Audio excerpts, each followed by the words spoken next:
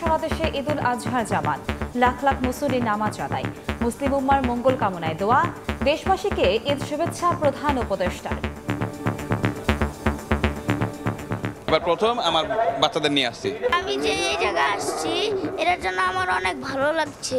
মনের পশুকেও আমরা কুরবানি দিতে পারি। প্রত্যেকটা জায়গাতেই ত্যাগের মহিমা যেন ফুটে ওঠে। সবাইকে ঈদ মোবারক জানালাম।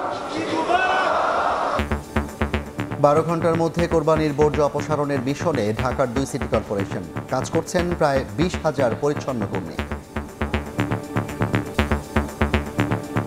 যতক্ষণ আমরা না পরিষ্কার হয় ততক্ষণ আমরা সবাই থাকবো। আমাকে অফিস থেকে গাড়ি দিলে আমরা পরিষ্কার করে নিতে পারবো 12 ঘন্টাকে, আমাকে 10 ঘন্টাও লাগবো না। আমরা আশা করছি আজকে রাতের মধ্যেই পুরো ঢাকা পরিষ্কার পরিচ্ছন্নতার যে সিটি কর্পোরেশনের যে কার্যক্রম সেটা সম্পন্ন হবে। ঈদ মোবারক। দেখছিলেন প্রধান শিরোনাম। সন্ধ্যার সময় সঙ্গে আছি আমি কনক আজাদ এবং আমি জাফর সাদিক। এবার অন্যান্য শীর্ষ সংবাদ। কোরবানির পশুর চামড়া সংগ্রহে ব্যস্ত ব্যবসায়ীরা, জমজমার সব আড়ত আসছে সাভারের ট্যানারি শিল্পনগরীতেও। সরকার নির্ধারিত দাম না পাওয়ার অভিযোগ। ডিসেম্বরে নির্বাচন চায় বিএনপি, এপ্রিল সঠিক সময় নয় মন্তব্য মির্জা ফখরুলের। লেভেল প্লেইং ফিল্ড থাকলে রোডম্যাপ অনুযায়ী ভোটের আশা জামায়াত শামিরের।